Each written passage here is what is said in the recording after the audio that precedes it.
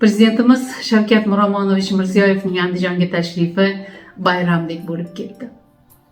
Mening fikrimcha esa go'yoki ota-ona farzandini yo'qlab, hol-ahvol so'rab kelganidek tuyuldi. Andijonda yangiliklar, yaxshiliklar, yangi ish o'rinlarini yaratish haqidagi xabarlari esa farzandlarga ota-onaning g'amxo'rligidek, mehribonligidek tuyuldi. Ayniqsa yangi Andijon shaharchasini Bobur shahri deb atash tashabbusini bildirgan prezidentimizning bu fikri andijonliklar uchun juda ham quvonarli holat bo'ldi desam mubolag'a bo'lmaydi.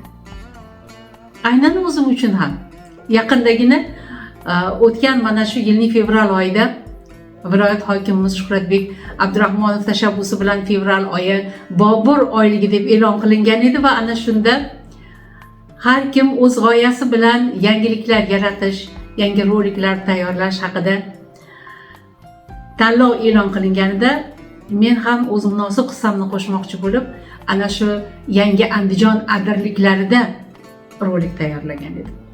Va aytgan edimki, kim biladi deysiz? Tarix ajab, tarix sirli.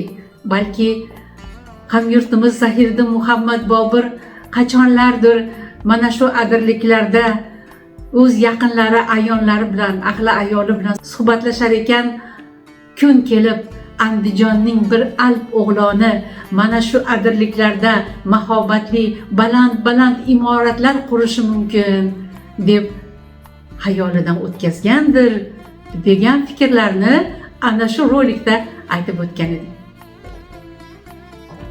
Har qanday yaxshi niyatga farishtalar amin desa ijobat bo'lar ekan. Qarangki, nazarimda Boburning o'sha armoni bo'lgan va u mana shu bugungi kunda yurtboshimizning tashabbusi bilan ushaldi, amalga oshdi.